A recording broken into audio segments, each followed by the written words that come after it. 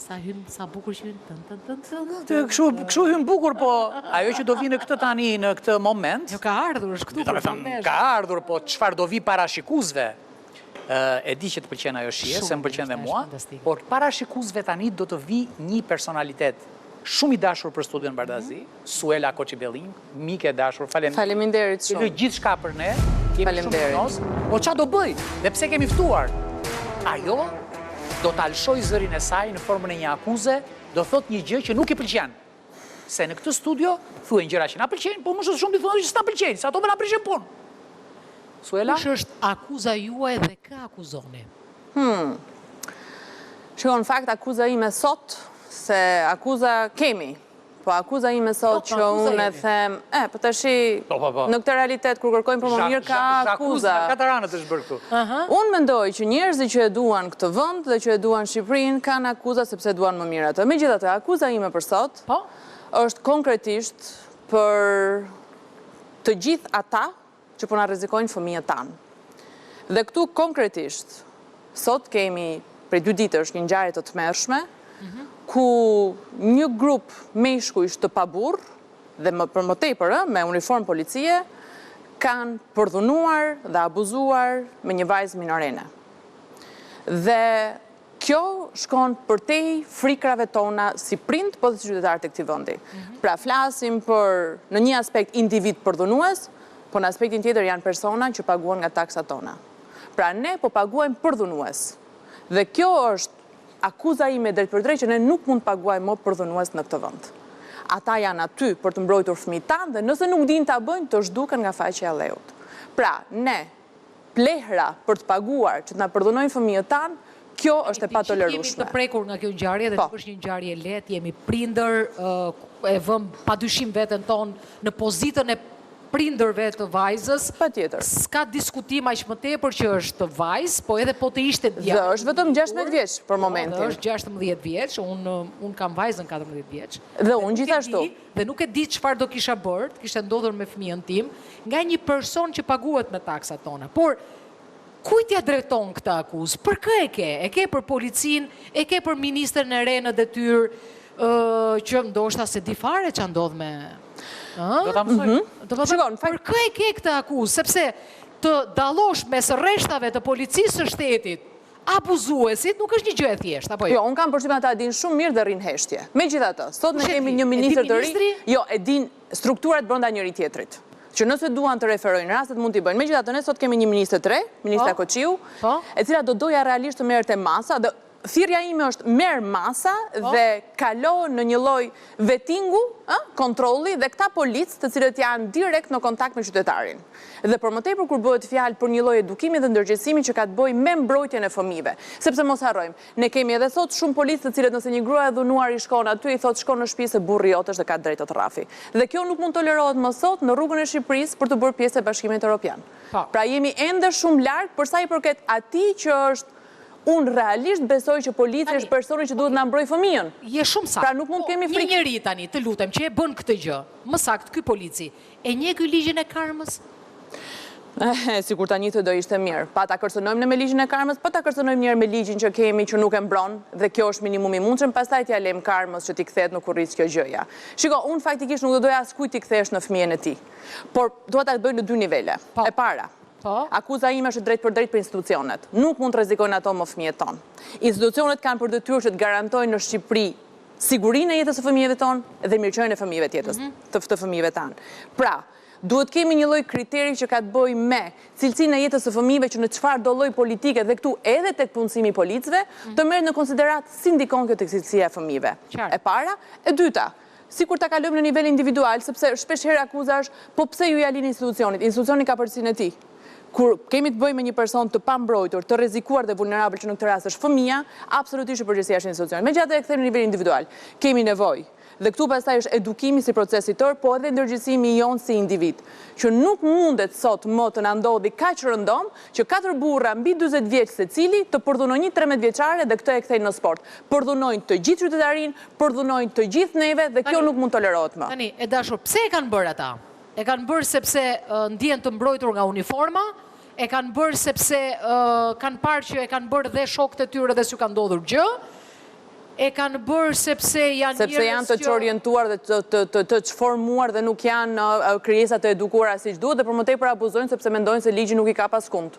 Pra të gjitha këto arsyet bashkë ti them. Çfarë duhet bëjmë ne? A do ishte dënimi me vdekje mjaftueshëm për të shkëmbyer dëmin e madh dhe vdekjen graduale që i kanë bërë kësaj vajze? Jo. Këtë e kam garantuar. Jo, për një sekond. E para që ne e diskutojmë pas pilafit të gjë. Pra, ne e diskutojmë pas i ndodh ngjarja. Po nuk po ndjej raste kur ne i dalim të keqës para. Por që janë mekanizmat? Pikërisht këtë po them. Pra, kemi nevojë që të kalojmë në një lloj site. Për shembull, bombën, shoqëria i ka sy të mbyllur. Por shoqëria s'ka sy fare, çai ka të mbyllur? S'ka sy. Do t'i hapim syt nëse fëmijët aty janë shkuan dëm. Prandaj flasim ne me vonesë. Kështu që për sa kohë duhet të hapim syt. Pikërisht pra, funksionon që ne kemi institucion dhe unë kam akoma pritshmërinë se institucion. Po kjo pra është e gjitha. Kemi institucion si funksionon institucioni? A funksionon nga ligjet? Kontrollohet, ndërtohet nga ligjet. Atëherë, në parim. Trëm ligji këta njerëz. Atëherë, unë mendoj, dhe kjo është po pra bindje dhe mendoj që kështu do të funksionoj, që ligji të trem kur ai zbatohet. Pra nëse ne shohim që ligji zbatohet, njerëzit edhe tremben. Kur shikojmë që ligji mbyllet një sy sepse është kushëri i filaj, ka ndodhur që ligji nuk është më ai funksionali. Dhe këtu po prapë kthej, është në kurriz të atij që është i pambrojtur, në këtë rast është i fëmijëve. Kështu që nëse duam, unë besoj fort, dhe kjo është thirrja ime dhe akuza ime. Pra nëse duam, ne mund të kemi një kriter shumë të fortë për sa i përket standardit të cilësisë, së sigurisë, së jetës së fëmijëve tanë. Ke folur ti në forume në gjëra? Për këto gjëra? Sa herë ka mundur. Do e bëj prapë. A ka të tjerë që flasin? Jo shumë, fatkeqësisht. Dakor, unë kam një gjë tjetër që prapë nuk e kuptoj. Po. Këto raste po shtohen. Tani, është rritur niveli ndërgjegjësimit në denoncim, apo janë shfazuar njerëzit kanë hëngur në gjë që nuk e din akoma, domethënë. Po, kush e di çfarë mishi kanë futur? Shiko, absolutisht, ka mundësi dhe kjo. Absolutisht një gjë hedhin këtu, një sekondë, se një gjë hedhin këtu që janë bërë të tërësit të tërbuar. Jo, ndërgjegjësimi është më i lartë sot. Domethënë, kërkesa për informacion është më e lartë. Si ishte rasti i kësaj 16 vjeçare, domethënë? Rasti i 16 vjeçares është absurd tjetër, sepse rasti i 16 vjeçares bëhej fjalë për një lloj presioni që bëhesh përmes një mediaje për të demonstruar videot. Pra videot intime qarkullonin mes 4 palë burrave dhe më shumë njerëzve, që unë burra si them dot, me thënë të drejtën, se tani e kemi shpërbërë dhe termin burr, por nuk janë të atill. Janë krijesa mbi dy këmbë që nuk meritojnë të jenë asnjëherës. Mund të jenë burrat. Dhe kishte shkuar niveli deri tek pika e një televizioni privat tjetër për të bërë presione.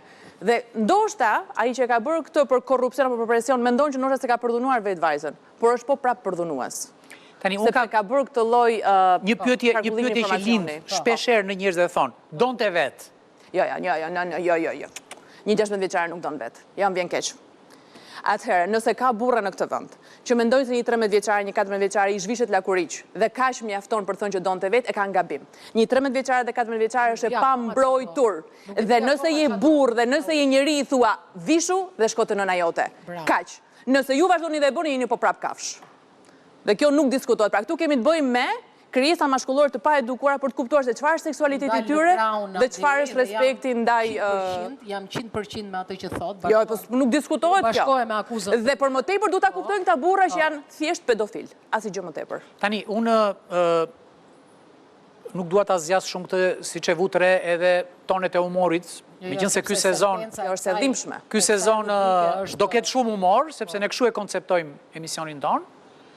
Jo se është emision humori, po se jeta na ofron humor, ashtu si na ofron dhe tragjedi, dhe po ta shikoni tonalitetet tona janë shumë të ashpra në këtë pjesë, dhe bashkoj me gjithë shqetësimin e Suelës, e falenderoj për këtë, po ngacmimi im është i fundit është, mos duhet i drejtojmë inteligjencës artificiale të na bëjë një plan veprimja, ti themi kësaj diellës mos na bëjë një punë. Të bëj një plan veprimja, një plan ligjora, një aksiona, nuk e di, domethënë, po edhe kështu gjërat, nuk mund t'i lëmë ne që çdo javë të kemi na një shekspirizëm në jetën tonë, na një tragjedi. Unë edhe këtë do e marrë seriozisht dhe nuk do e marrë me shaka. Pra unë mendoj që patjetër nëse ne dua mund ta mirëpërdorim dhe inteligjencën artificiale të tilla raste, të paktën për të evidentuar kriteret e këtyre personave që janë të rrezikshëm në lidhje me marrëdhënien që mund të kenë me fëmijë. Po parandalimi është për mua. Po këto janë disa kritere që maten. Parandalimi për mua është dispozita e tyre, por nëse ne i masim dhe i monitorojmë, mund ta shohim paraprakisht se kush ka predispozitën për qenë kërcënues për fëmijët tanë. Kështu që në këtë pikë mund të përdoret inteligjenca artificiale sociale,